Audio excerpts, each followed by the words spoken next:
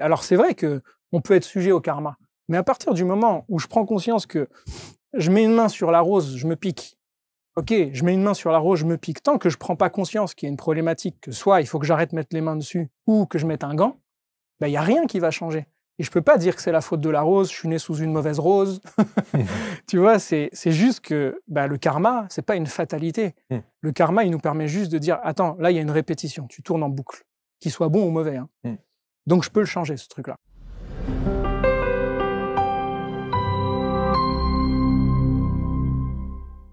Merci d'être avec nous et bienvenue pour cette nouvelle rencontre sur ABC Talk. Je suis ravi d'accueillir Johan Rock. Comment vous ne connaissez pas Johan, nom de Zeus? Vous allez savoir de quoi on parle dans un instant. Johan, salut, bonjour, bienvenue. Salut Marc, merci de nous recevoir ici. Et ravi de t'accueillir.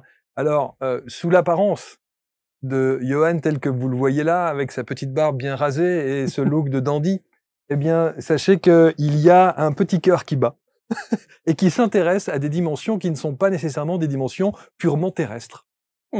Dimension spirituelle. Totalement. Ouais. Ouais. En particulier, l'astrologie. Exact. Et l'astrologie, tu dis, la base, c'est quand même d'essayer de revitaliser l'astrologie en la rendant un petit peu plus accessible et un peu plus sexy. Ouais, je pense, ouais. Pourquoi est-ce que l'astrologie souffre de cette image qu'on lui colle à la peau? Alors, date fatidique qui est officielle, après on ne sait jamais si c'est vraiment la vraie date, mais on sait que 1666, elle est virée de l'Académie des sciences, parce que Louis XIV, il assiste depuis tout petit à l'astrologue de Richelieu qui lui dit c'est ce jour-là qu'il faut attaquer les Anglais, sauf que manque de bol, c'était pas le bon jour. Et donc lui, dès qu'il arrive au pouvoir, il vire l'astrologie de l'Académie des sciences, et puis elle a été décriée, après elle était dans les bas-fonds de la société, et pour faire bien, on l'a un peu rendue, on a essayé de la rendre un peu scientifique, mais on a perdu totalement le lien philosophique, et quand je dis philosophique, j'entends vraiment l'approche spirituelle des anciens, qui avait ce lien avec l'astrologie. Elle est devenue un peu l'horoscope des magazines, quoi, tu vois. Donc c'est un peu... Il y a plein de connotations, de croyances populaires qui ont émergé des bas-fonds de l'astrologie.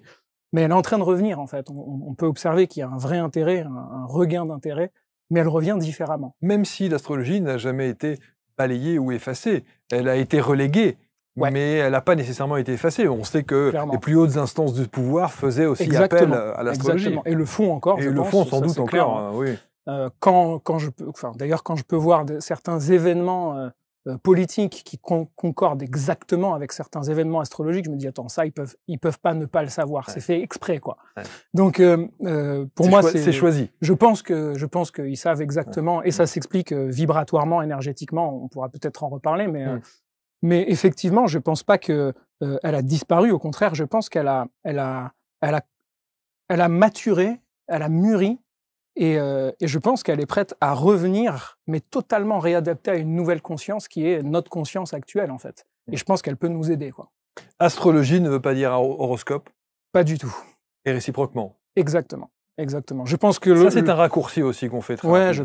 Je pense. Et puis, l'horoscope est très réducteur parce que il s'occupe que de la position du soleil. Hein, quand on demande à quelqu'un quel signe tu es, c'est juste la position du soleil au moment de la naissance, mais c'est une donnée parmi une infinité qu'on peut avoir dans une carte qui est unique, et donc il faudrait faire un horoscope par personne en réalité.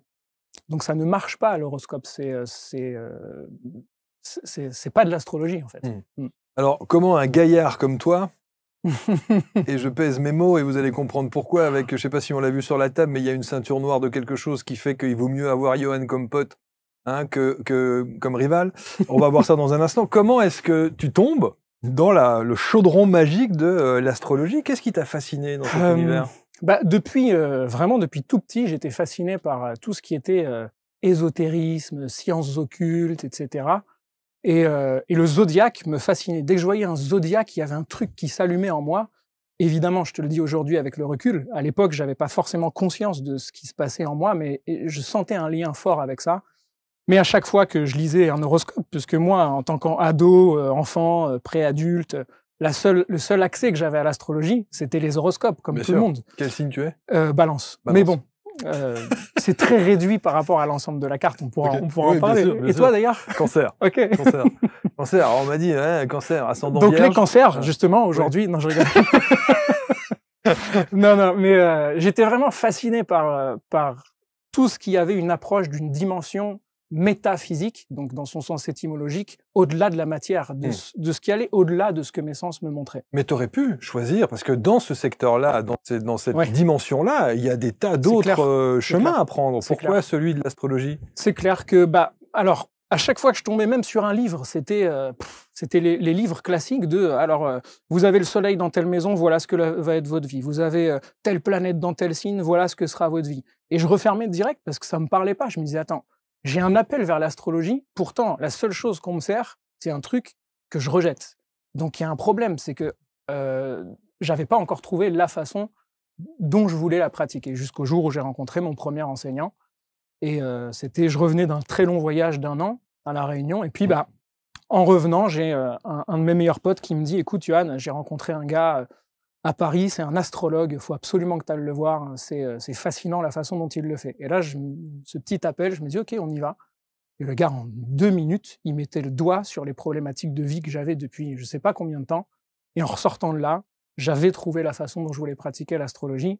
Et j'avais enfin ouvert toute la dimension qui est un monument de connaissances, de culture, de sagesse, de philosophie, de façon de percevoir la vie. Parce que c'est tout ça, l'astrologie. C'est tout ça, ouais, c'est tout ça. Et ça, on le sait pas forcément, mais c'est en lien avec des vrais héritages qu'on a de notre culture occidentale, avec lesquels on s'est totalement déconnecté, que sont l'alchimie, la tradition hermétique, donc qui est vraiment la sagesse des anciens, avec la Kabbale. On a tout ça qui est interconnecté. Et on a bien appelé l'astrologie la mère de toutes les sciences. Mais pas les sciences, les maths, etc. Quoique si, en fait, dans le système astrologique, on a toutes les géométries sacrées qu'on puisse trouver, par calcul avec les signes, le sceau de Salomon, etc. On le retrouve avec les signes, on peut vraiment le tracer, ça. Donc je pense qu'elle a été à la base d'une expérimentation et d'une mise en place philosophique de notre système dans la matière. Ça nous a permis de penser la vie, quoi. Alors aujourd'hui, et pour ouvrir la parenthèse qu'on va refermer très vite, il y a beaucoup de scientifiques, dits des zététiques, donc qui sont des scientifiques ultra cartésiens, qui vont tirer à boulet rouge sur l'astrologie. Et qui vont d'ailleurs, si vous allez sur Internet et vous regardez les différentes objections entre la science et les... Clairement. Et une des premières qui consiste à dire, mais déjà rien que considérer 12 signes, c'est absurde, il y en a 13. On a eu droit à toutes ces objections-là. Comment est-ce que tu réagis, toi, par rapport à ça? Je pense que c'est vraiment on marche sur des œufs dans ce genre de sujet-là. Et je pense qu'il y a une méconnaissance de base, c'est-à-dire que l'astrologie, déjà, il y a une méconnaissance de base du zodiaque qu'on utilise. Le zodiaque qu'on utilise, les astrologues, n'est pas le zodiaque des constellations que les astronomes utilisent. Et donc déjà là, on a une grosse différence. Nous, le zodiaque qu'on utilise, c'est un zodiaque énergétique qui suit le rythme des saisons. Vibratoire. Vibratoire. C'est pour ça que tu l'as appelé l'astrologie vibratoire. Et c'est aussi cette façon-là que mon enseignant me l'a transmise. Alors, je dis pas qu'il y en a pas qui l'utilisent pas, les constellations. Ça, c'est l'astrologie de l'Inde qui l'utilise. Mais le référentiel, c'est les 12 constellations ou les 12 signes. On a 3 modes vibratoires, 3 mois par saison, si tu veux, 4 éléments, 3 x 4, 12. Ouais, c'est ça. Tu vois, c'est l'observation de la nature. Et ça veut pas dire que c'est faux. C'est une manière, une manière de l'approcher. Il y a des astrologues qui utilisent le 13e signe. Oui, c'est ça. Moi, je pense qu'il n'y a pas de vérité quand on parle de métaphysique. Il y a, à partir du moment où j'établis mon outil, il devient vrai pour moi. Et donc, je peux utiliser cet outil pour faire mon travail, en fait. Donc, il n'y a pas de querelle à avoir. Est-ce que ça veut dire qu'entre deux méthodes d'appréhension d'astrologie sur un même sujet, il peut y avoir 2 résultats différents? Exactement. Ah ouais, par exemple, si tu prends... c'est pas la même. Il peut y avoir 2 résultats différents. En fait, si tu prends, par exemple, l'astrologie occidentale, nous, vu qu'on utilise un système de zodiaque vibratoire, on va dire t'es tel signe, tel ascendant. Tu vas en Inde, qui utilise les mêmes noms des signes, eux, ils se réfèrent aux constellations. Donc aujourd'hui, tout est décalé, allez, je synthétise, à peu près d'un cran. Donc en fait, c'est pas du tout les mêmes signes et les mêmes ascendants. Ah ouais. Donc moi... Donc ça joue beaucoup quand même. Ça joue exactement. Moi, je vais te dire, j'ai une tasse devant moi, elle a une anse rose. Tu vas me dire, non, c'est faux. Moi, j'ai une tasse devant moi, il y a écrit ABC Talks dessus. Et sauf que, on va commencer à se quereller, alors qu'en fait, si tu viens de mon côté, tu vas observer ça de cette tasse et moi de ça. Donc en fait, quel que soit le système que tu utilises, vu qu'il est métaphysique, on accède à une facette de la vérité. Pas à la vérité ultime, à une facette. Et ça, je pense qu'il faut avoir l'humilité justement de se dire je ne vais te faire une lecture que d'une facette de la vérité de l'être. Ça veut dire, oui, mais alors quand il y a des décisions qui sont à prendre au travers De l'astrologie. Si ce que tu préconises n'est pas la bonne approche, Ok. c'est chaud. Alors du coup, ce qui est fascinant, c'est que moi j'ai eu un enseignant, j'ai eu 2 enseignants d'astrologie qu'on appelle tropicale, donc l'astrologie occidentale, un enseignant d'astrologie védique qui n'utilise pas du tout les mêmes systèmes. Ils passent par là, ils arrivent aux mêmes conclusions. Et ça, c'est bluffant, quoi. Ok. Ouais. Donc si, il y a quand même, je pense que... Oui, il y a une armature, enfin il y a, il y a un Je ancrage. pense qu'il y a quelque chose qui nous dépasse parce qu'on est traversé par des choses qui nous dépassent. Et quand vraiment l'astrologue a fait un travail sur son état d'être, et je pense que c'est au cœur du sujet de l'astrologie, il est traversé par quelque chose qui va lui faire percevoir ce qu'il y a à percevoir. Donc que tu utilises un marteau rouge ou un marteau bleu ou un gros marteau ou un petit marteau, le résultat, c'est qu'on arrive à la même structure en fait. Et c'est ça qui est fascinant en fait. Tu rencontres donc cette personne Ouais. Qui va changer ta vie parce qu'effectivement, il va te faire comprendre que, voilà. Qu'est-ce que tu faisais avant de rencontrer cette personne-là? Avant de rencontrer cette personne-là, j'ai commencé le judo à 6 ans, 6-7 ans à peu près. Et très vite, j'ai été mordu par la compétition. Et donc là, s'entame un long chemin dans les arènes du haut niveau pendant à peu près 15 ans. Jusqu'à viser les JO. Jusqu'à viser les JO, d'être aux portes de l'équipe de France. Et puis arriver aux portes de l'équipe de France l'année où, ça y est, le Grand Palais allait s'ouvrir parce que les résultats étaient au rendez-vous. Je me fais une rupture du ligament croisé. Et là, ça a été le foudroiement des esprits. On appelle ça dans le chamanisme le foudroiement des esprits. Et donc, il y a eu une quête olympique qui était autre, en fait, à partir de là. Ouais. Joli. Une quête olympique qui était haute parce que dans l'astrologie, on utilise les planètes qui sont les dieux de l'Olympe, en fait. Mais alors, il y a une question, et là aussi, j'entends déjà les gens dans les commentaires qui vont écrire, qui vont dire « Mais attends, Johan, si tu maîtrises aussi bien l'outil astrologie, il n'était pas spécifié qu'il allait se passer un truc par rapport à ta carrière de sportif de haut niveau qui allait à un moment donné casser ?» Alors, à cette époque-là, j'avais pas encore l'outil astrologique. Ah, t'avais pas la maîtrise encore. J'avais pas encore, je connaissais même pas le système astrologique. Okay. C'est après cette blessure que je me suis mis en route. Je me suis dit, OK, je veux découvrir ce qui m'appelle. Et c'est là où, 3 ans après, j'ai rencontré cet enseignant, ce premier enseignant. D'accord. Après, il y a eu une autre blessure. Oui, effectivement. Il n'y avait pas écrit « tu vas te blesser ». Non, sinon, bien sûr. Mais souvent, on voit une cassure, on voit... Tu vois une vague d'énergie, tu vois quelque quelque chose qui se passe. Oui. Mais alors, il y en a qui font de la prédiction avec ça. Moi, je ne suis pas du tout pour cette méthode. Je suis plutôt pour dire, voilà, il y a telle vague d'énergie qui arrive dans ta vie. Tu es libre de choisir comment tu veux la surfer, cette vague.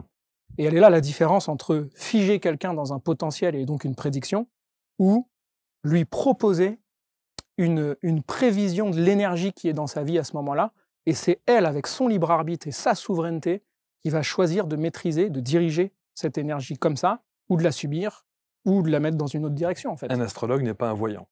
Non, je pense pas. Je pense qu'il y en a qui utilisent l'outil pour pratiquer leur voyance, mais moi, j'aurais même tendance à ne pas vouloir aller là-dedans, quoi. Parce que ce qu'on voit parfois, là on rentre dans des domaines plus subtils, il n'y a rien qui me dit si c'est pas du bas astral que je capte ou si c'est pas autre chose, tu vois. Donc, mais tu as cette faculté? C'est une vraie question que je me pose parce que je vois qu'en séance, il y a des choses qui se passent où parfois, il y a la technique astrologique et puis il y a des moments où je vois que je dis quelque chose parce que je suis inspiré par une pensée ou par quelque chose qui m'appelle, qui repose pas sur la technique directe. Et je le dis et on est dans le juste. Et donc, ça montre bien que... Et je vois bien que ça vient pas de moi directement. J'aurais jamais pu trouver tout ça seul.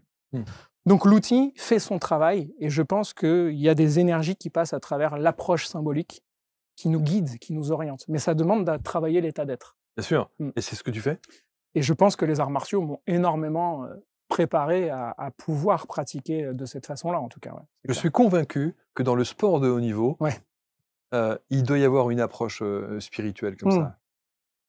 Et puis je suis convaincu, et je suis convaincu que dans le mental et l'approche le soutien des sportifs de haut niveau, les préparateurs et des choses comme ça, il y a une dimension spirituelle. Il y a quelque chose de très profond, même si on se le dit pas vraiment mot pour mot comme ça, on n'évoque pas forcément l'aspect spirituel. Exact. Mais je le vois, tu vois, moi à l'époque où j'y étais, il y avait de la prépa mentale. C'était tout nouveau ces sujets-là en fait. Mais aujourd'hui, tu regardes Teddy Riner, il médite, il fait de la sophro, tu vois, il est suivi, il a des coachs de partout. Voilà, c'est ça. Et puis, il y a cette dimension maintenant, on s'ouvre à tout ça. Et c'est que le début, hein. Je pense que... Et ça, astrologiquement, on peut le voir que c'est que le début. Alors donc, vous l'aurez compris, sportif de haut niveau, blessure, évidemment, fin de la carrière et des espoirs. Des espoirs en 2 mots ou désespoir? Alors, bizarrement, pas de désespoir en un mot à ce moment-là. Au contraire, c'était hyper libérateur. Parce que moi, la seule chose que je connaissais de la vie, de mes 5 ans jusqu'à mes 20 ans, au moment où je me blesse, c'est la compète. C'était la compète, les arènes, guerrier, la performance, etc. Donc, c'est la seule chose. Je vivais judo, je mangeais judo, je faisais tout judo, tout le temps. Et donc, quand je me suis blessé, c'est comme si j'avais ma porte de sortie, en fait. Je me suis dit, OK, bon, bah là, maintenant, je fais le choix. J'ai une rupture du croisé, j'ai 19 ans, à peine 20 ans. Tous mes entraîneurs, ils ont enchaîné les ruptures du ligament croisé après dans leur vie. Ils ont 50 ans, ils n'arrivent plus à se mettre à genoux. Moi, c'est pas la vie que je veux, quoi. Et donc, je me dis, OK, bah, je vais ouvrir une nouvelle quête. Et donc, c'est cette aventure-là qui a commencé à partir de là. Donc, des JO ouais. à l'Astro Dojo. Ouais, c'est ça. Tu as appelé ça Astro Dojo. Ouais. Le dojo, du coup, c'est étymologiquement parlant, dojo. Donc, do, c'est le même do qu'on entend dans judo, karaté do, aikido. Ça veut dire la voie. C'est la voie, pas celle qu'on nous impose et qu'on doit suivre. C'est la voie que tu trouves, la tienne, en fait, en pratiquant. C'est ta voie de réalisation. Et donc, le dojo, jo, ça veut dire le lieu. Donc, le dojo, c'est le lieu où on pratique la voie. Donc, c'est le centre où on pratique l'art martial, normalement. Et Astro Dojo, c'était un clin d'œil, c'était un hommage à mon chemin dans les arts martiaux. Et puis, ce renouvellement que je pouvais avoir suite à la grave blessure que j'ai eue il n'y a pas longtemps, qui a été une véritable transformation. Et Astro Dojo a été l'accouchement, en fait, de tout ça. Dire, OK, comment je vais synthétiser tout ce que j'ai pu faire dans ma vie pour le proposer maintenant à travers mon approche, quoi. Ton approche. Et on va voir, on va la détailler dans un instant. Mais juste un mot, parce que quand on est dans cet univers de la compétition, quand on est entouré par tous ces coachs, ces sportifs, etc., et qu'on décide d'abord, de mettre un terme à sa carrière, et de s'orienter vers l'astrologie, ça a dû pouffer quand même. Ouais. Après, moi, ça a été assez radical, quoi. C'est-à-dire que quand j'ai quitté le milieu, j'ai vraiment quitté le milieu, quoi. J'ai déconnecté tous mes potes, tous les gars qui étaient athlètes avec moi, avec qui on se rencontrait dans les phases finales et tout. Après, j'ai créé mon dojo, on y reviendra peut-être, mais mon centre d'arts martiaux. Et puis, depuis 2-3 ans, je reconnecte avec le milieu du haut niveau. Et tous ceux avec qui j'étais dans le haut niveau à l'époque, bah maintenant, ils ont une place à la Fédé, ils sont dirigeants de leur club, ils sont dirigeants d'une équipe. Et ben, je ne vais pas citer de nom, bien sûr, mais il y en a plein qui viennent me voir pour que je fasse des séances astro. Mais ça se dit pas, en fait, parce qu'on a encore honte de ça, tu vois. C'est comme si on passait pour un perché si on dit « je suis allé voir mon astrologue ». Mais tu vas en Asie, tout le monde va voir son astrologue. Comme il va chez le dentiste ou comme il va chez un médecin. Et c'est quelque chose de classique. normal. C'est juste, je veux être en cohérence avec les énergies universelles et l'action que je veux mener. Donc j'ai besoin de savoir c'est quoi le moment idéal. À la base, c'est ça l'astrologie. Hein. Donc ouais, il y a une vraie dimension, genre faut pas le dire, quoi, tu vois. Je le fais, mais bon, on n'en parle pas trop. Bon, aujourd'hui, tu assumes. Ouais. Puisque effectivement tu t'installes même ici pour le dire, le crier haut et fort à qui veut l'entendre. À qui t'adresses-tu? À qui je m'adresse? Je pense aux personnes qui sont en véritable cheminement intérieur d'une véritable quête spirituelle. Et là, pareil, j'aime entendre le mot au sens étymologique. La quête spirituelle, c'est le questionnement sur la nature véritable de l'esprit, c'est-à-dire de qui je suis vraiment, au-delà de ma personnalité, de mes apparences. Et donc, du coup, tu l'auras compris, l'astrologie, c'est pas bon, bah, je vais voir l'astrologue, il va me dire ce qui va se passer la semaine prochaine dans ma vie et puis j'ai rien à faire. Ouais. La posture de base, elle est assez martiale quand même. Hein. Donc, martial, c'est Mars, le dieu de la guerre et de l'action. C'est-à-dire, bah, si je veux changer les choses dans ma vie, il va falloir que je commence par changer des choses dans ma vie. Aussi basique que ça. Et donc, l'astrologie va m'aider à prendre conscience de mon potentiel, de me reconnecter à ce que je sais déjà, en fait. Il n'y a pas de surprise en général hein, quand je reçois des gens. La lumière, elle se rallume parce que, waouh, ça me reconnecte à ce que j'ai toujours su à l'intérieur de moi. Et donc, l'approche de cette lecture d'âme, en fait, parce que c'est de ça dont il s'agit, elle ne fait que confirmer et donner confiance à la personne de « vas-y, t'es venu sur cette terre pour ça, pour nous offrir ça, donc vas-y ».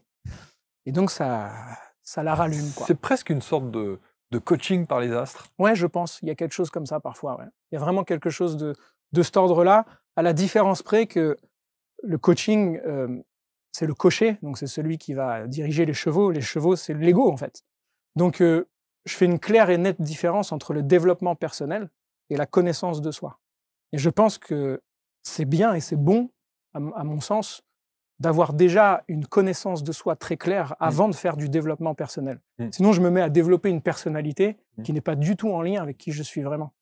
Qu'est-ce que la connaissance de soi au travers de l'astrologie t'a permise comparativement à la connaissance de soi au travers de ta première vie de sportif de haut niveau? Waouh! Ah, merci pour la question. Je sais pas d'où elle Non, sort celle-là, c'était, mais j'ai même eu du mal à la dire, tu vois. mais c'est bien pour- joué. Vas-y, bois un coup avant. Bien je peux y joué, répondre, ouais, mais- s'il te plaît. Ouais. Non, mais tu vois, non, mais la connaissance de soi, parce que qu'est-ce que t'apporte de plus l'astrologie que ce que ne t'a apporté le sport de haut niveau?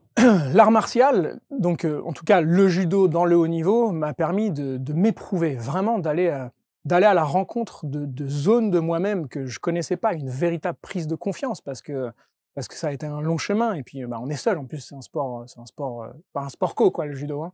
Prise de confiance. Prise de confiance, ouais.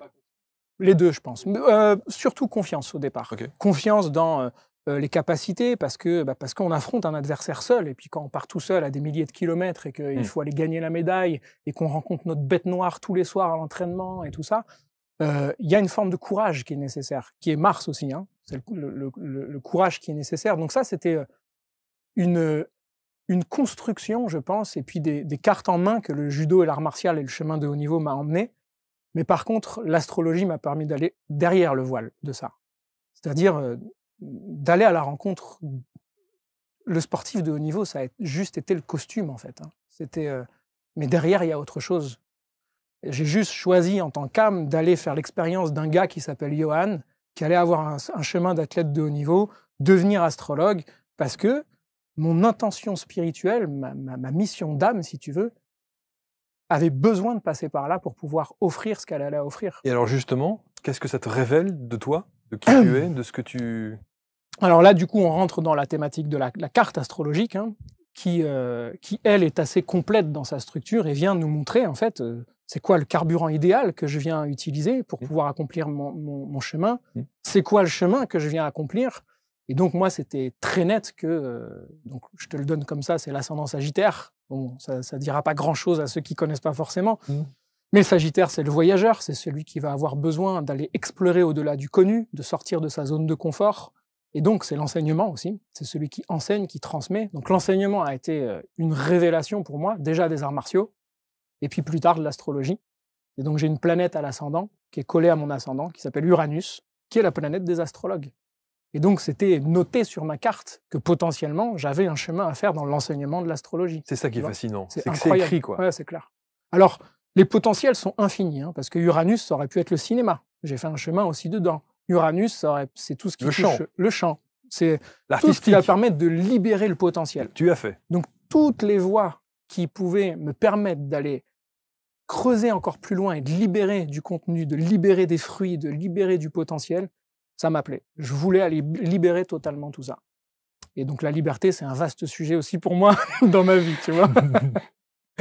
Donc, voilà. Donc, cette carte, en fait, évidemment, je ne te rentre pas dans le détail de tout, mais elle éclaire énormément sur... elle confirme sur ce qu'on sait déjà, en fait. Alors, tu dis, dans les objectifs, tu parles de... Il y a un truc qui est assez... Tu parles de l'hermétisme. Ouais. Qu'est-ce que c'est, ça? Qu'est-ce que ça veut dire? Alors, hermétisme, t'entends Hermès dedans. Donc, Hermès qui est Mercure. Moi, j'ai entendu hermétique, hein, mais... Ouais, donc c'est que dedans, en fait, il y a Hermès. Ok, d'accord. Voilà. Hermétique, oui, nous, dans notre culture, on l'a plutôt entendu quelque chose qui est fermé, quoi, tu vois. Alors, effectivement, il peut y avoir quelque chose de fermé dans la connaissance parce qu'elle a été jalousement gardée dans les anciennes écoles de mystère, je dis jalousement parce qu'il y avait un temps où la connaissance ne devait pas être révélée, une certaine connaissance. Il y a un très grand auteur qui s'appelle René Guénon à approcher, en tout cas, ce qu'on appelle une tradition primordiale. C'est-à-dire que toutes les facettes qu'on connaît en tant que religion, elles ont juste pris la forme en s'adaptant de certaines cultures pour s'adapter à la culture dans laquelle elle était. Mais à la base, on a tous la même source commune, qui est cette tradition primordiale.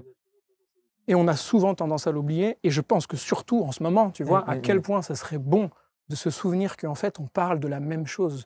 Il n'existe qu'une seule et même conscience infinie. Tout est un. Ça, c'est la posture de base de toutes ces traditions. Et donc l'hermétisme est un monument de connaissances regroupant l'astrologie, l'alchimie, la kabbale, etc. Et donc voilà, donc la tradition hermétique regroupe toutes ces approches qui allaient permettre ce que les anciens appelaient l'art royal, c'est-à-dire d'accéder à la véritable nature de l'être, en fait. Ce n'est pas la personnalité, le soi, si tu veux. C'était à ça qu'on l'initier, passer par là. Voilà. Alors, et tu en parles beaucoup de l'hermétisme, hein, comme on dit, et tu dis il faut faire le lien entre l'astrologie et son application vibratoire dans le corps à travers une méthode initiatique complète. Ouais. C'est une méthode que tu inities? C'est une méthode, en tout cas, qu'on m'a transmise, l'astrologie Ouais. vibratoire, et j'ai voulu l'adapter à l'approche martiale, concrète, qui va dans l'efficacité pour changer les choses concrètement dans la vie. Alors, juste entre l'astrologie, on va dire, est-ce qu'on peut dire qu'il y a une astrologie dite classique et une astrologie vibratoire? Est-ce qu'il y a une différence entre les deux ou pas? Il y en a une aujourd'hui, mais à la base, elle n'existait pas, cette différence. L'astrologie, c'est tout à la fois. Tu sais, aujourd'hui, on entend beaucoup astrologie karmique, astrologie humaniste, astrologie... il y en a plein, quoi. Mais à la base, il y a l'astrologie. Bien sûr, mais c'est clair. Déjà, l'astrologie, elle n'est pas en odeur de sainteté par rapport à la crédibilité machin, mais en plus de ça, il y a des sous-familles de l'astrologie. Ouais. Donc mais parce qu'aujourd'hui, ça fait bien, si tu veux, de se définir à travers quelque chose. Regarde, je le fais moi aussi. Hein, mais je signifie astrologie vibratoire pour démarquer qu'il ne s'agit pas de l'approche psychologique qu'on a eue les 30 dernières années ou les 50 dernières années, où l'astrologie, même si c'est génial comme outil, hein, n'a servi que à décrire des profils psychologiques. Il y a des psychologues qui l'utilisaient et qui l'utilisent encore aujourd'hui. L'astrologie, elle est karmique. L'astrologie, elle est humaniste de toute façon. Donc il y a tout ça. Après, on peut se spécialiser dans quelque chose. Mais l'aspect vibratoire, pour moi, il est une clé parce que on sort de notre déresponsabilisation face à la vie. Parce qu'en général, on se dit, bah attends, s'il y a tel astre qui passe dans ma vie à tel moment, bon bah j'ai rien à faire, ou alors si j'agis comme ça, c'est pas de ma faute. Souvent, j'entends, ah moi je suis comme ça, je suis horrible avec les autres et tout parce que j'ai Mars en Scorpion. Non, mon gars, t'es comme ça parce que tu choisis de l'être. Mars en Scorpion, c'est comme si je te donnais un couteau dans la main. Maintenant, ce couteau, t'es libre de tuer des gens avec ou de sculpter une œuvre d'art magnifique avec. Donc, c'est toi qui es responsable de ce que tu fais, de ce que le ciel t'a donné. Et c'est en ça que c'est vibratoire. Le couteau, il dégage son propre champ de perception, que nous, on projette dessus. Libre à nous de dire ce qu'on va faire. Mais par contre, je ne peux pas me ranger derrière l'excuse de « c'est parce que je suis né avec un couteau dans la main que je tue les gens avec », tu vois. Donc le côté « c'était écrit, je n'y peux rien », voilà, c'est ça. C'est pas audible. Pour moi, c'est pas... en tout cas, s'il y a pas de conscience qui est mise dessus, et il n'y a pas de culpabilité, hein, s'il n'y a pas une approche consciente dedans, on risque de subir certaines impulsions, en fait. Mais dès qu'on met de la conscience, du coup, je me dis « waouh !» J'avais jamais fait gaffe que j'avais un couteau dans la main, en fait. Qu'est-ce que je choisis d'en faire? Et à partir du moment où on se met à utiliser notre potentiel, il y a un truc magique qui se passe, c'est que tout se remet en ordre dans notre vie. Et ça, c'est fantastique, en fait. Et cette carte-là, qui est le thème astrologique, hein, qui est une carte vibratoire, finalement, qui est que de l'énergie, elle agit sur deux modes. C'est-à-dire que l'énergie, de toute façon, elle a besoin de s'exprimer de la personne. Soit la personne s'applique à être ce qu'elle n'est pas, c'est-à-dire à être totalement conditionnée par soit une culture, une société, un système, et on est tous conditionnés par une matrice dans laquelle on arrive. C'est normal, on est tous sujets à ça. Mais si je ne fais pas ce travail de conscience de retrouver ma véritable nature, je vais me mettre à vibrer ce que je ne suis pas, et donc là, cette carte, elle agit sous un mode qu'on appelle l'entropie. Elle produit de la destruction autour d'elle. Donc c'est le chaos à l'intérieur, donc forcément c'est le chaos à l'extérieur. Et dès que je me mets à vibrer selon ma véritable nature, il y a tout qui se remet en ordre à l'intérieur, et donc à l'extérieur, pouf, des bonnes rencontres au bon moment, pouf, et c'est magique, et ça, je peux le vérifier à chaque fois, quoi. Quand une personne vient en séance, et quelques semaines après, elle me dit « Waouh, il s'est passé ça, ça, ça », le défi, c'est de maintenir l'état d'être. Et en général, c'est là où n'importe quelle thérapeutique ne suffit pas si, concrètement, dans la vie si moi je suis le patient, par exemple, ou le consultant, si je ne change pas littéralement des choses et que j'effectue pas un travail pour changer mes schémas, ça va durer 2 mois, tu vois. Mais il faut un ancrage qui permet un véritable changement. Est-ce que ça veut dire que ton job, c'est de faire prendre conscience ? En tout cas, de raconter une histoire d'âme qui permet à la personne, ou pas, d'éveiller sa conscience, en tout cas. Je pense que l'outil astrologique sert à ça, d'éveiller la conscience. Et de nous rappeler que on est des êtres responsables de notre potentiel. Et on est venu offrir des dons et des talents, en fait. Tout le monde. Tout le monde. C'est ça qui est parfois difficilement audible aujourd'hui. Ouais. Hein. Ouais. Dans des situations compliquées, inextricables parfois, où on se dit... Alors, la phrase qui consiste à dire hey, « j'ai pas un bon karma Bah pareil. Pareil. Alors c'est vrai qu'on peut être sujet au karma. Mais à partir du moment où je prends conscience que je mets une main sur la rose, je me pique. Ok, je mets une main sur la rose, je me pique. Tant que je prends pas conscience qu'il y a une problématique, que soit il faut que j'arrête de mettre les mains dessus, ou que je mette un gant, il n'y a rien qui va changer. Et je peux pas dire que c'est la faute de la rose, je suis né sous une mauvaise rose. Tu vois, c'est juste que le karma, c'est pas une fatalité. Le karma, il nous permet juste de dire, attends, là, il y a une répétition, tu tournes en boucle, qu'il soit bon ou mauvais. Hein. Donc, je peux le changer, ce truc-là. Donc, ça veut dire que si on devait comparer ton travail, en tout cas l'approche que tu as sur la base d'un thème astral, tu travailles sur une base de thème astral, exact, c'est ça ouais. Bon, donc tu as une lecture différente de d'autres astrologues qui fonctionneront d'une autre manière. Oui, parce qu'on a tous une approche différente. Moi, sincèrement, je n'ai pas arrêté de le dire à mon enseignant pendant des années, à quel point j'étais en gratitude de cette approche qu'il m'avait enseignée, parce que je voyais à quel point elle avait un impact majeur dans la vie des gens. Et des personnes venaient souvent me voir, par exemple, en me disant, alors il y avait de super astrologues, hein, ça, je ne dis pas qu'il n'y en a pas, il y a plein de super astrologues, hein, mais il y en a qui font des dégâts aussi. Hein. Il y a des personnes qui venaient me voir en me disant, moi, je viens vous voir, j'ai un peu peur parce qu'on m'a dit qu'à 25 ans, j'allais mourir, ou que, tu vois, prédiction qui vient figer, qui vient bloquer le potentiel, en fait. Et donc là, après, faut réparer le truc. Et quand tu te retrouves face à une situation comme celle-là, notamment aussi, tu peux voir sur un thème astral, il peut y avoir une finitude comme ça? Alors, on peut voir qu'il y a il y a un rendez-vous majeur à 25 ans, par exemple, mais ce rendez-vous majeur, imaginons, je te prends la planète Pluton. Pluton qui est Hadès dans la mythologie, le dieu du monde des morts, le monde de la mort, là où tout le monde va quand on meurt. Si Pluton passe, imaginons, sur le soleil de la personne, bon, il faut le faire parce que c'est une fois tous les 264 ans, hein, donc pas tout le monde a au cours de sa vie Pluton qui passe sur la position natale du soleil de la personne. C'est ce qu'on appelle les transits planétaires. Si on sait qu'à 40 ans, la personne, il y a Pluton à peu près qui va passer là, il y en a plein qui vont faire une prédiction, elle va mourir ici, puisque c'est Pluton. Mais ça se trouve, c'est une mort symbolique. Oui, ça peut être la fin de quelque chose. C'est la fin de quelque chose, tu vois. Il y a plein de potentiel illimité. Moi, ce qui m'intéresse, c'est d'aller connecter au potentiel le plus lumineux de la personne, pour qu'elle aille réaliser ce qu'il y a de plus beau à travers ça. Et ça évite ces trucs de « Oh là là, le mois prochain, j'ai Saturne qui est au carré de mon ascendant, laisse tomber, je vais vivre une catastrophe. » Ou « Mercure est rétrograde, ça va être terrible. » C'est ta croyance, donc c'est ce qui va se passer, en fait. Hein. Tu vois ? Alors évidemment, tu penses bien que quand on est avec un Johan Rock en plateau, qui est un spécialiste de l'astrologie vibratoire, on a envie de se projeter un peu. Bon, est-ce qu'on est dans cette... D'abord, à l'heure où on enregistre, il y a les JO qui arrivent dans un mois. Ouais. On est bien ou on n'est pas bien? Par rapport à quoi? Je sais pas, moi, déjà en judo, on est bien ou on n'est pas bien? En judo, je pense que ça promet. En judo. On est bien. Ouais, ça promet en judo. Il va refaire un... il est là encore c'est ses derniers JO, je suppose. Je pense, quand même. Ouais, il va finir en beauté. À mon avis, c'est le patron, il sera jamais détrôné, ce gars-là. C'est le taulier. Hein. Quand on avait commencé tout à l'heure avec les hautes instances politiques, on sait qu'il y a effectivement des chefs d'État qui consultent avec des astrologues. On est obligé de se projeter en se disant, tiens, est-ce que toi, tu as regardé un peu cette conjoncture planétaire pour savoir ce qui allait se passer avec ce climat international qui est si anxiogène? Ouais, c'est chaud. Astrologiquement, c'est chaud. On voit clairement. Ça se voit, clairement. On voit des planètes qui rentrent en tension. Donc ça, c'est ce qu'on appelle les aspects. Si tu veux, les planètes forment des angles entre elles. Et celles qui sont lentes, par exemple, dès qu'il y a une planète comme Mars qui rentre dans un angle un peu confrontant, on se dit là, faut faire gaffe quand même.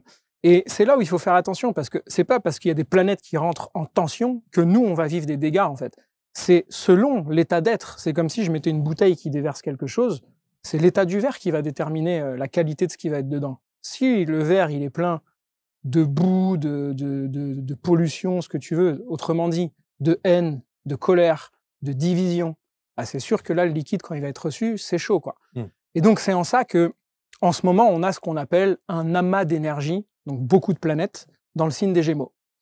Et c'est là où je te disais qu'il y a des choses où je me dis, c'est pas possible, c'est fait exprès, quoi.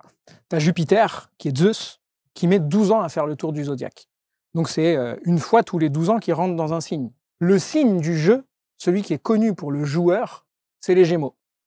Ils ont fait les Jeux Olympiques au moment exact. Le moment où ça démarre, c'est quand Jupiter va être en plein milieu du signe des Gémeaux. Et je me dis, c'est quand même fou, quoi. C'est les Jeux Olympiques. C'est écrit, quoi. Et effectivement, il faut faire attention parce que le monde des Gémeaux, tu vois, c'est un glyphe. Donc la représentation, c'est un signe qui est double. C'est 2 piliers. Donc ça divise. Ça met une dualité. Et c'est le monde de l'information. Et c'est le monde du mental et de l'intellect. Donc il faut faire très attention en ce moment aux informations auxquelles on adhère et à la division qu'elles peuvent créer à l'intérieur de nous, parce que la façon dont on va recevoir les énergies va être différente que si je me mets dans un état d'être, d'amour du prochain, de respect, de travailler mon état d'être, vraiment. D'où parfois une lutte. Exactement. Et je pense qu'il y a vraiment, il y a vraiment 2 mondes hein, sur cette planète. Hein. Par rapport à ça. Hein. Il y a soit je subis et puis je prends parce qu'il y a la peur, il y a les bas instincts qui sont stimulés tout le temps. Et puis il y a, ok, je vais faire l'effort de conscience d'aller au-delà de ça. Mais c'est pas facile en fait. Hein. On baigne tous dedans. Quoi. Et alors cette astrologie, que dit-elle de par rapport la projection que c'est une excellente période justement pour créer cet élan de joie et d'unité entre les peuples, parce que on est dans le monde des Gémeaux et le monde des Gémeaux c'est Castor et Pollux, c'est la fraternité. Donc ça pourrait être bien et bon qu'on travaille justement et qu'on profite des Jeux Olympiques pour développer un élan de fraternité, de lumière, de joie, d'être ensemble.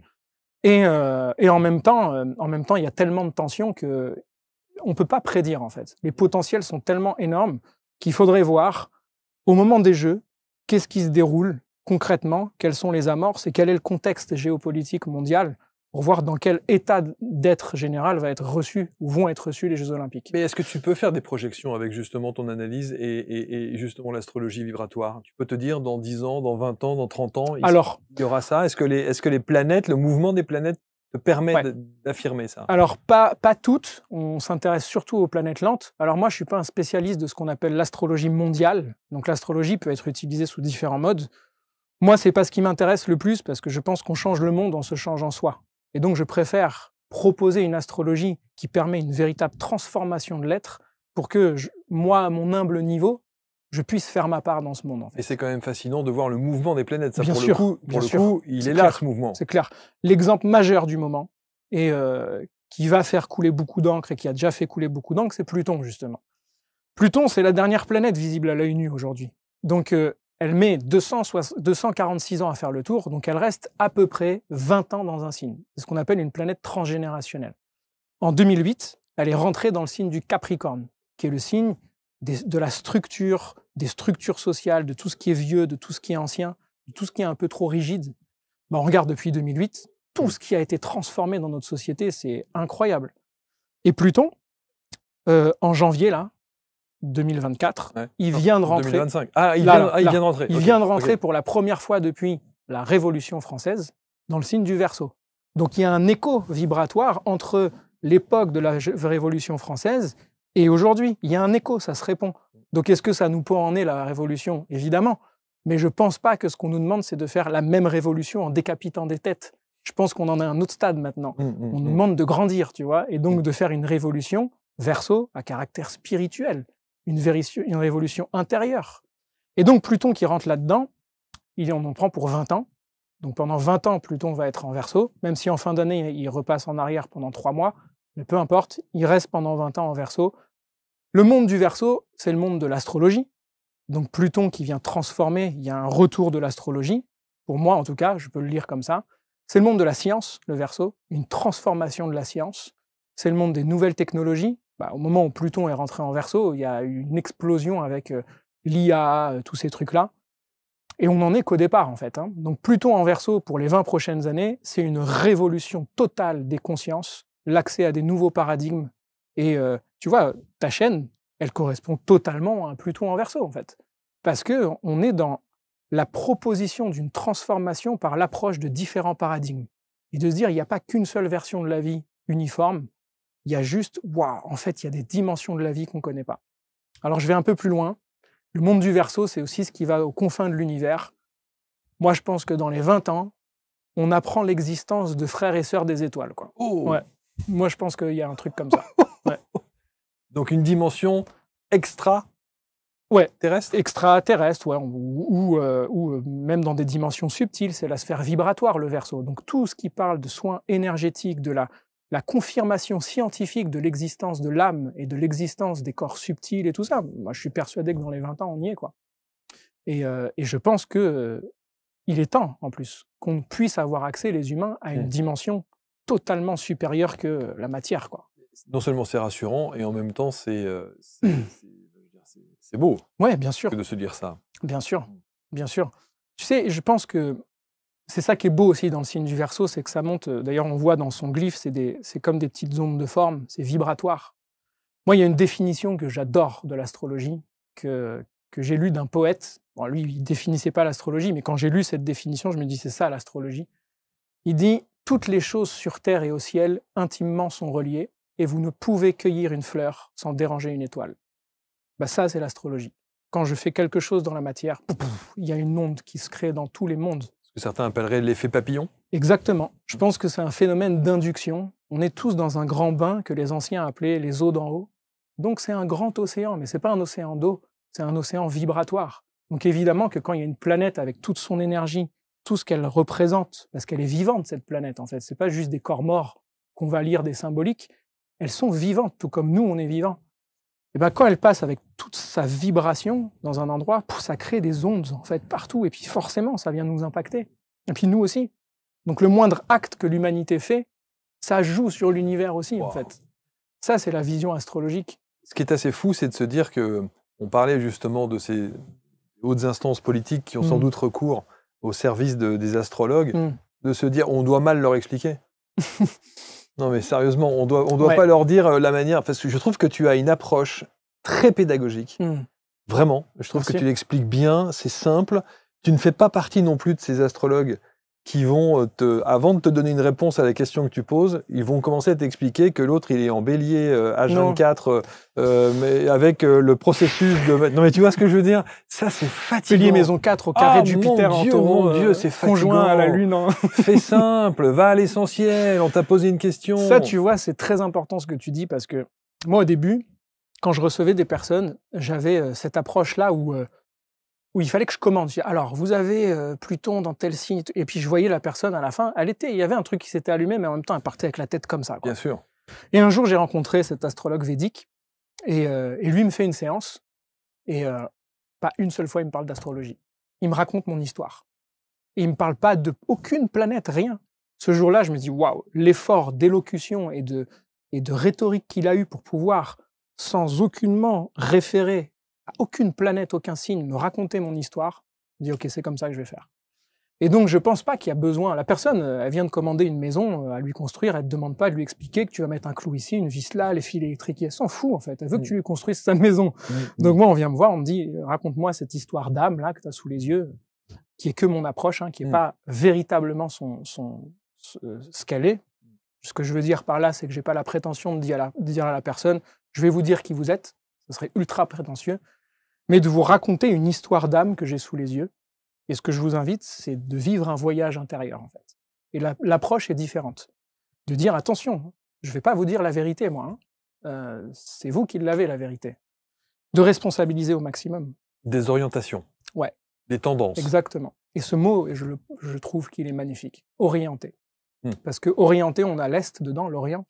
Et l'Est, c'est là, dans un thème astral, où se lève le soleil. Et c'est l'astre de la lumière de l'être, la lumière de l'esprit de la personne.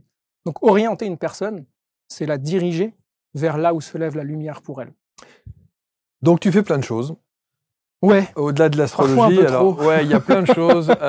Vous pourrez aller voir sur son site, bien entendu, il y a plein de choses. Tu peux nous décrire. Alors il y a toutes les thématiques, évidemment, les relations amoureuses. J'imagine. Est-ce que c'est le premier truc sur lequel on te consulte? Non, en général, c'est le thème natal. Le thème natal, oui, c'est ça. C'est vraiment la base. Oui, c'est ça. Ouais. C'est la base. Donc Ça, c'est en partie, hein, il y en a plein d'autres. Ouais. Ici, les mémoires cellulaires, le thème natal, bien évidemment, les immersions, l'astrologie alchimique, la révolution solaire, etc. etc. Ouais. Ça, ce sont tous les angles de ton approche? Tout, et encore, je te dis ça parce que en Occident, on a créé beaucoup d'outils. Tu vas en Inde, il existe des masters d'astrologues, c'est de génération en génération. Et tu as des techniques à n'en plus finir, des approches à n'en plus finir. Moi, au bout d'un moment, je me suis dit, OK, stop, je vais garder la simplicité pour faire le job, parce que sinon, on part dans tellement de trucs. Et puis, au risque de dénaturer exactement, aussi, le produit. Si exactement. Donc, ce qui m'intéresse, c'est de pouvoir répondre aux différents besoins des personnes. Et donc, les différentes séances que je propose permettent justement de pouvoir le faire. Tu vois, celle sur les mémoires cellulaires, par exemple, c'est celle que je préfère, je crois, à part le thème natal, parce que c'est le vrai voyage, celui-là. Les mémoires cellulaires, en fait, la personne, elle est allongée, et puis je vais la placer en état de conscience modifié, qui est proche d'un état d'hypnose, en fait. Seulement, moi, j'ai sa carte sous les yeux. Et puis, je vais lui créer une sorte d'espace virtuel dans son autre monde dans lequel elle est, qui représente ce thème astral. Elle le sait pas. Elle a 12 portes autour d'elle. Moi, j'ai mes 12 portes, qui sont les 12 maisons, en fait. Et je suis bluffé à chaque fois parce que je lui fais faire une sorte de voyage où elle va ouvrir des portes, sauf que ce qu'elle trouve derrière, c'est exactement ce que j'ai décrit sur le thème, quoi. Et ça, je suis bluffé à chaque fois, au point même que quand une personne vit, par exemple, j'en avais une comme ça, elle était rentrée dans une maison, enfin dans une porte où moi, il y avait une planète qui parle de la nature, de la forêt. Elle me dit, bah là, derrière, il y a, je sais plus, des pissenlits, et puis il y a une biche qui passe devant moi et tout. Écoute, elle vit ce truc. Et donc, ce qu'elle vit, ce que le cerveau modélise, va libérer en fait des émotions, va libérer des choses. Moi, je laisse faire le job. 3 jours après, elle me dit, écoute, c'était incroyable, je me suis baladé dans la nature avec un ami, il y avait des pissenlits, il y a une biche qui est passée devant moi. Tu vois, c'est que des trucs comme ça, en fait. Et donc ça, c'est bluffant, parce qu'on se dit, attends, il y a un truc qui va au-delà de ce qu'on peut expliquer. Donc, je cherche pas à l'expliquer. T'accueilles. J'accueille, ouais. J'accueille. Donc, mémoire cellulaire, le thème natal. Le thème natal, c'est la base, vraiment, parce que la personne... c'est sa structure, en fait, c'est sa signature d'âme, c'est sa signature énergétique. Donc le thème natal, je peux aller nulle part ailleurs sans passer par là. C'est la même chose que le thème astral? Ouais, le thème natal, c'est le thème astrologique de naissance. Ouais, c'est ça, ok. Voilà. Ouais. Et donc après, toutes les autres, c'est des dérivés. Quand la personne a besoin d'un suivi plus personnalisé, elle va pouvoir l'avoir. Tout ce qui va parler... bon, après, il y a les stages, évidemment. Il y a l'approche karmique, parce que c'est sûr qu'en une séance, d'aller visiter tous les potentiels possibles, c'est une chose.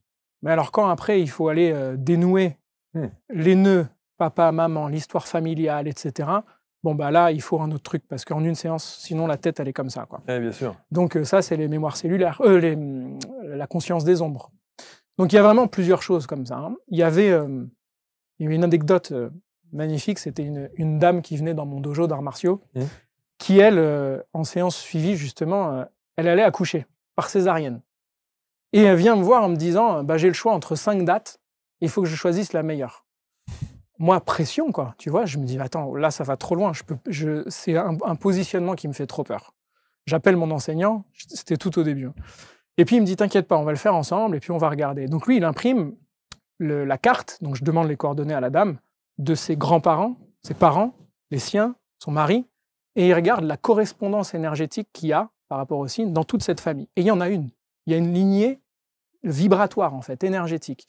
Et il dit, si on fait le choix dans tout ça, il y a 2 jours qui correspondent à ça, et 2 heures. C'est ce jour-là, ce jour-là. Bon, moi, ça me facilite le travail déjà. C'est clair. J'arrive devant la dame, et puis je lui explique comment j'ai fait le choix et tout ça. Et puis on arrive sur le choix final. Je lui dis, donc tu vois, il y a soit celui-là ou soit celui-là. Et au moment où je montre celui-là, il y a son ventre qui commence à faire bou bou bou bou. Oh, magnifique. Et là, on avait, franchement, on était émus tous les deux, quoi. Et là, on se dit, OK, donc c'est celui-là. Oh, c'est extraordinaire. Et ça, c'était fou. Tu vois, c'est en ça que je te dis qu'on n'est pas tout seul, quoi. L'astrologue, il n'est pas tout seul.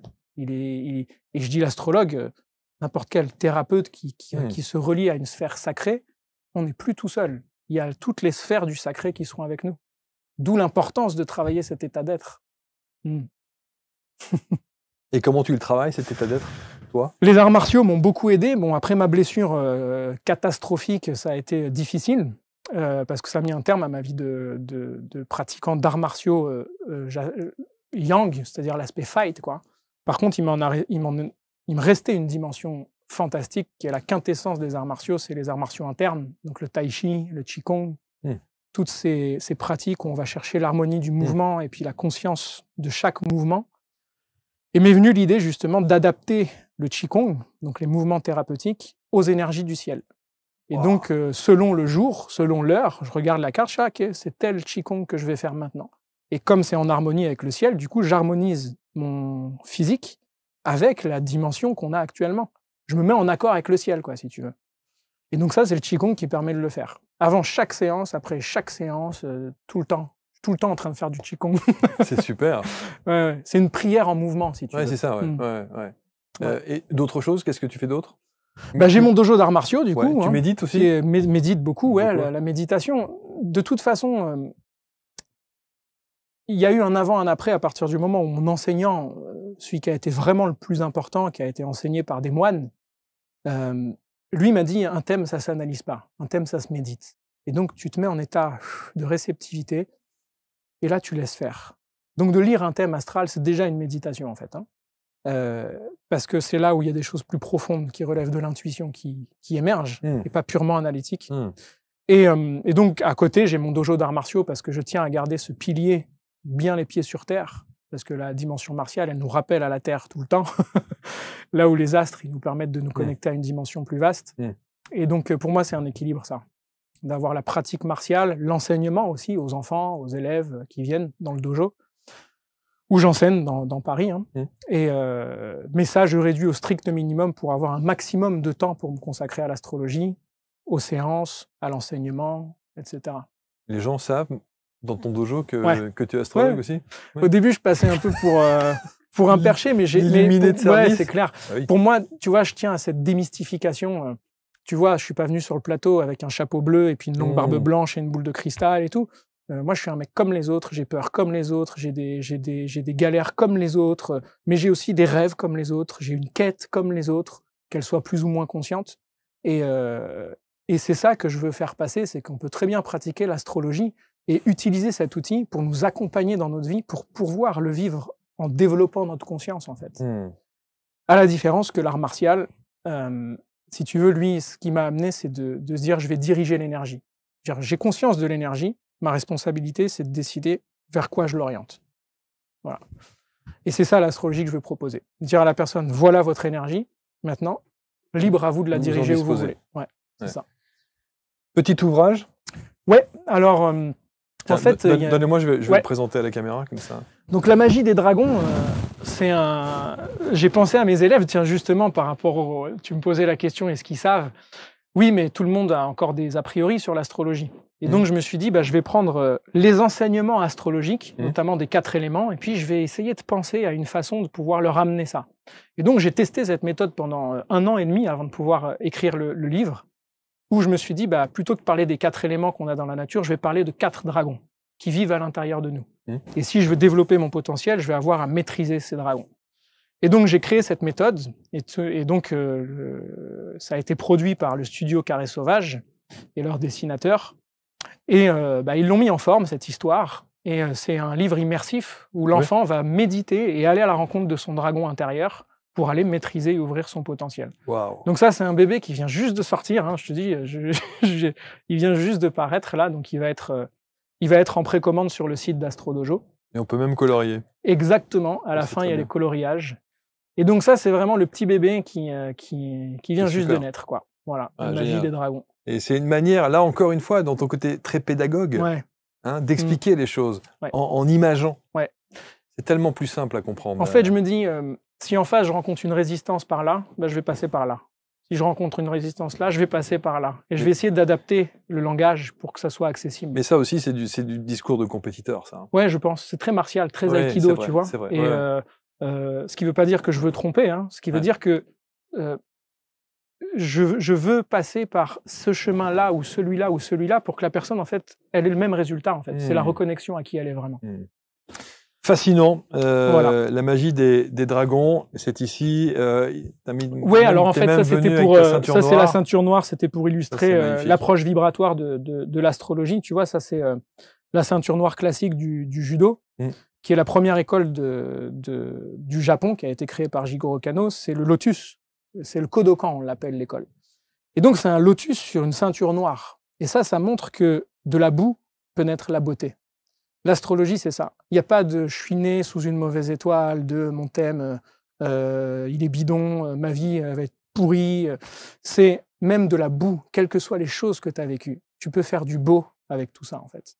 Et donc, c'est ça que je veux atteindre. Et donc, pour terminer, il y a un livre aussi qui sort, mais je n'ai pas l'exemplaire parce qu'on ne l'a pas encore imprimé, qui s'appelle « L'astrologie expliquée à mon petit-fils ». Donc, j'en dis pas plus parce que c'est mystérieux.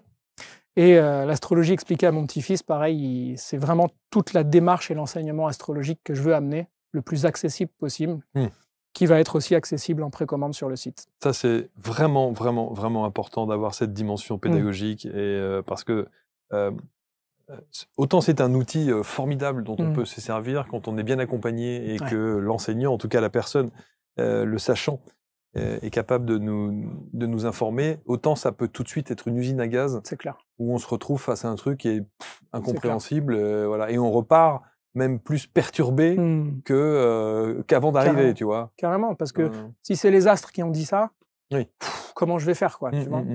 Non, pour moi, il y a une vraie dimension de rassurer, d'y mettre de l'humour aussi, tu vois. On a le droit de rire de tout ça.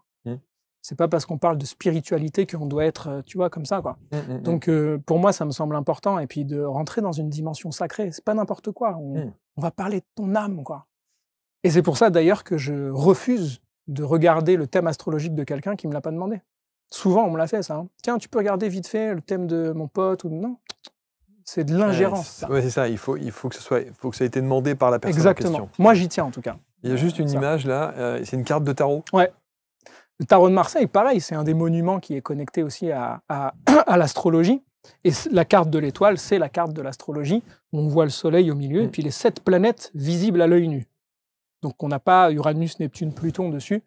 Mais cette carte, elle est chère à mon cœur parce qu'elle a quand même un genou posé à terre, mais elle a la tête dans les étoiles. Et elle déverse ses dons et talents sur terre. Et donc produire nos fruits, c'est aussi ça la dimension astrologique, c'est de révéler le don et talent de la personne pour qu'elle puisse les offrir au monde, à l'univers même. Wow. L'astrologue initiatique, expert des arts martiaux, passionné surtout, parce que ça s'entend. Ouais. Hein. C'est la passion qui te fait avancer sur ce chemin. Moi, j'étais très très content de voir effectivement de quelle manière tu as abordé cette thématique de l'astrologie vibratoire. Je pense que ça va beaucoup commenter. Je pense que tu devrais avoir beaucoup de retours aussi. Et on a très très envie d'être accompagné par toi, en tout cas avec la manière dont tu appréhendes les choses. Donc merci infiniment d'être qui tu es et de faire tout cela. Vous allez commenter bien sûr, vous allez partager. Il a dit que Teddy Riner serait champion olympique, donc j'attends recevoir un coup de fil parce que s'il me prend un combat avec lui parce qu'il n'a pas prédit la bonne chose, l'astrologue. T'as déjà gentiment matché un petit peu avec lui, non? Tu veux que je te raconte une anecdote? Je sais pas si je le fais sur le plateau. Si je te raconte une anecdote importante. Vas-y. Quand j'étais au collège, j'étais amoureux d'une fille. D'accord? Donc 4e, 3e, j'étais amoureux d'une fille. Une belle métisse, incroyable et tout. Et puis ça s'est jamais fait, quoi, mais c'est devenu la femme de Teddy Riner. Ouais. Donc un jour, je suis allé le voir. Je lui dis, écoute, Teddy, bravo. Déjà, dis non, je suis pas allé voir. Mais voilà, donc oui, voilà, mais je l'ai pas approché. On n'est pas de la même catégorie d'âge. Il est arrivé 2 ans après moi, lui. Ok. Voilà. Alors, quel titre tu as définitivement Alors, on a été champion de France par équipe première division avec mon club à l'époque qui était le Valois. J'étais 3e meilleur français et c'est ça qui m'a donné l'accès à l'INSEP en externe et c'est là où je me suis fait les croisés. Ouais, donc toutes les grosses compétitions internationales, t'as pas pu les faire? J'en ai fait, si, les gros tournois internationaux, le tournoi de Strasbourg qui était un tournoi européen où j'avais fini 1er français, donc 3e sur le podium mais 1er français, donc ça m'avait ramené beaucoup de points. Et puis toutes les grosses compètes, Paris-Kyoto, c'est des compétitions qui sont très valorisées au niveau international. Pareil, j'avais perdu en finale, mais c'était un très gros résultat, quoi, pour pouvoir accéder au championnat, puis surtout à l'équipe de France. Mais la blessure libératrice est arrivée. C'est clair. Merci infiniment, Yoann. Merci pour tout ce Avec que tu plaisir. fais. Merci beaucoup. C'était passionnant. Vous commentez, vous partagez. On se retrouve très vite pour une prochaine rencontre. Salut.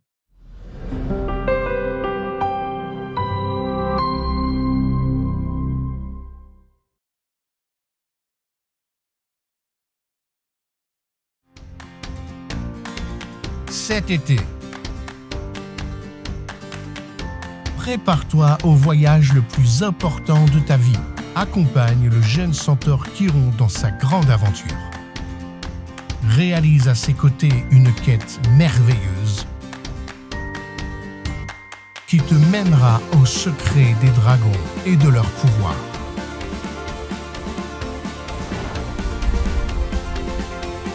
Plonge dans le monde de